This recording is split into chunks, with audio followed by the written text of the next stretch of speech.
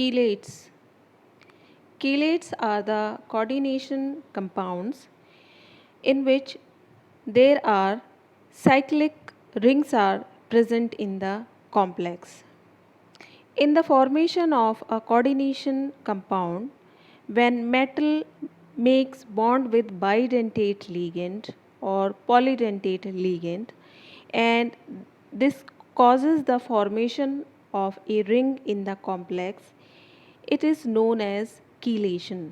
Like here in the given example, ethylene diamine, a bidentate ligand, is making bond with metal through two nitrogen atoms, and in the formation of complex, a pentacyclic ring is formed.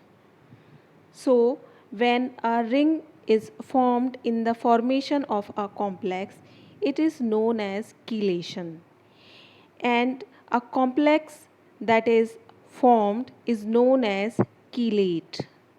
And in this complex, the ligands which causes the formation of chelate or the ligands involved in this complex are known as chelating ligands. Now let us see the formation of a chelate or the process of chelation and the chelating ligand. This is ethylene diamine bidentate ligand. In this ligand, two nitrogen atoms donate their lone pairs of electron to the central metal atom. When this ligand make bond with the metal, a pentacyclic ring is formed, and this formation of ring is known as chelation, and the compound is known as chelate. Now let's take an example of a chelate in which two bidentate ligands are bonded to the central metal atom. Ethylene diamine here is bonded to the central metal atom by donating two lone pairs of electron. Central metal atom in this complex is copper, and the two ethylene diamine molecules involved in bonding to form a coordination complex, and in the formation of this complex, two pentacyclic rings are formed, and this molecule is known as chelate, and these two bidentate ligands are known as chelating ligands. The name of this complex is bis-ethylene diamine cuprate. Copper is in +2 oxidation state in this complex.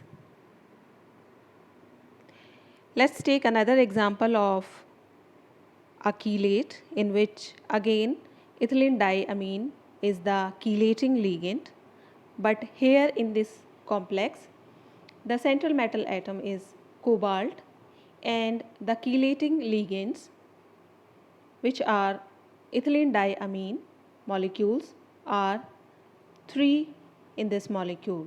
So when these 3 ethylene diamine molecule make bond with the cobalt central metal atom, 3 pentacyclic rings are formed. So the number of the ring and the size of the ring may vary from complex to complex.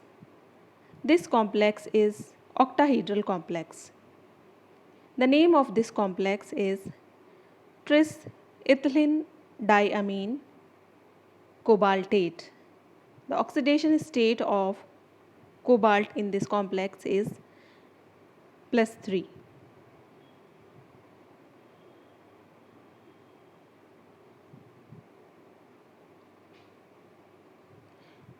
There is another example of a complex, again a complex in which bidentate ligand is involved in the chelate formation.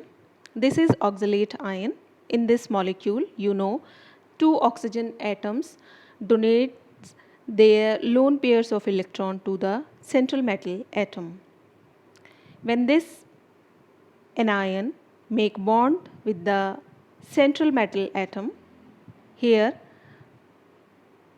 an example of iron complex is given, in which three oxalate anions are involved in making bond with central metal atom or involved in chelate formation, in which again a pentacyclic ring is formed when one oxalate ion make bond with the metal. Thus, three oxalate ion here involved in bonding and form three pentacyclic rings in this complex. This complex is also an example of octahedral complex. The name of this complex is tris trioxalato ferrate complex. The oxidation state of iron in this complex is tri-positive. We have already discussed how to calculate the oxidation state of a central metal atom in the previous video.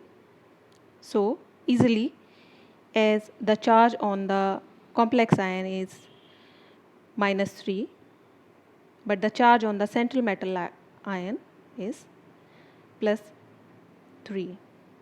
Here there is another example of a chelating ligand, acetyl acetynato.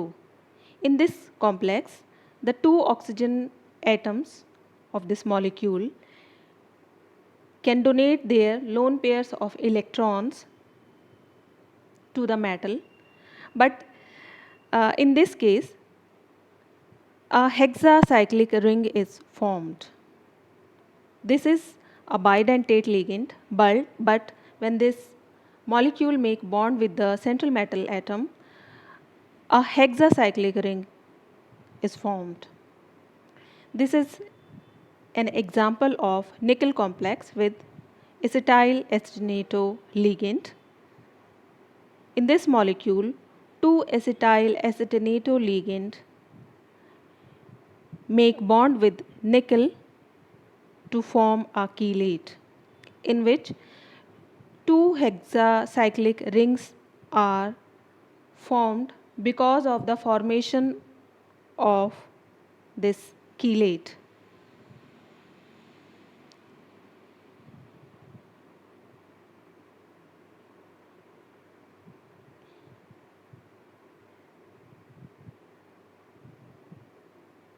So this is how we can see the chelates are the molecules or coordination complexes in which the ring is formed because of the bonding of bidentate or polydentate ligand with the metal, and that results the formation of ring. And in these complex, number of the ring may vary from complex to complex.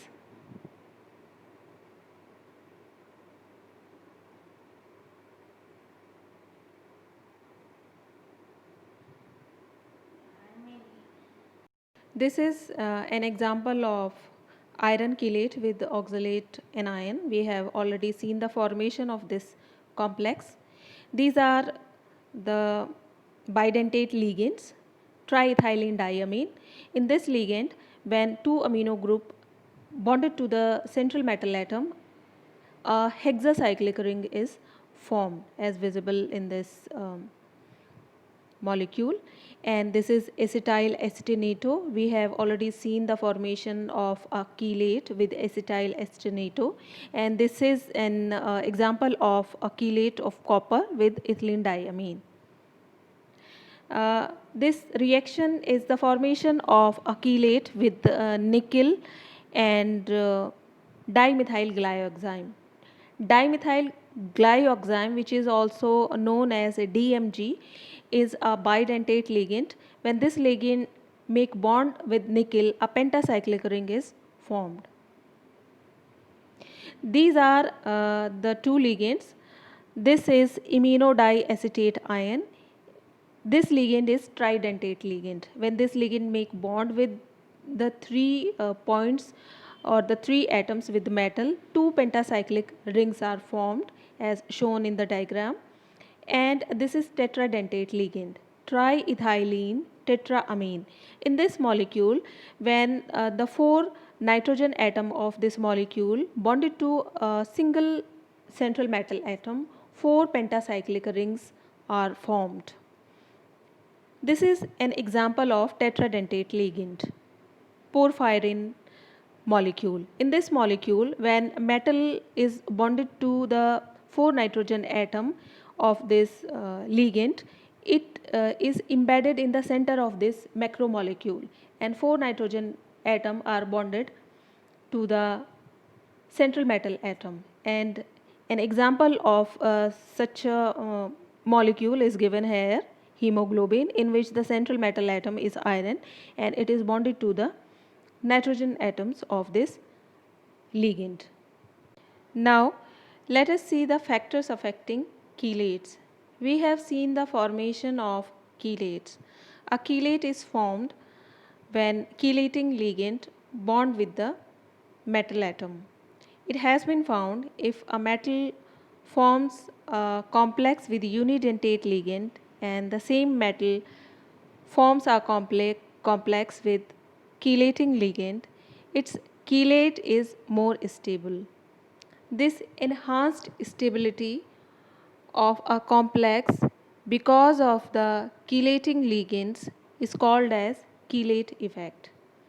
In the given reaction, in first reaction, nickel is making a complex with 6 ammonia ligands, and in this complex 6 ammonia ligands are unidentate and there is no formation of ring, whereas in second reaction, when nickel forms complex with ethylene diamine, and in this complex 3 rings are formed, or this complex is chelate, and it is more stable in comparison to the nickel complex with 6 ammonia ligands.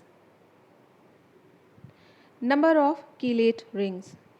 It has been found that larger the number of chelate rings in a complex, larger is the stability of a complex. In the given table, there are different examples, like in case of a complex of copper with 4 ammonia ligand, there is no chelate ring, and when copper makes complex with ethylene diamine, there are formation of 2 rings, and the stability constant of this chelate or complex is much more than the complex with unidentate ammonia ligand. In next complex, it is a complex of nickel with 4 ammonia and 2 water molecules. In this complex also, all 6 ligands are unidentate, hence there is no chelation in this complex. And in the second complex of nickel, 2 ethylene diamine molecules and 2 water molecules are there to making bond with nickel atom, and there are 2 chelate rings in this complex, and the stability constant of this complex is larger than the complex of nickel when there is no chelate ring in the first complex.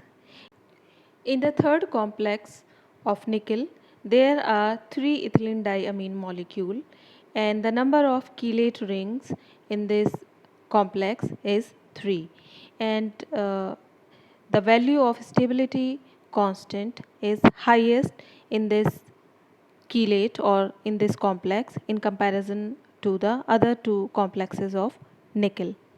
So when chelation takes place and the number of rings are more, it makes the complex more stable. Size of chelate ring.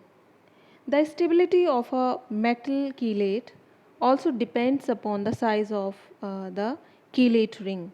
It has been found that 5 membered rings are the most stable chelate rings, but a 6 membered chelate can be more stable in comparison to 5 membered chelate if it is having double bond or unsaturation in the ring. Usually bigger size chelates are unstable and show little chelate effects.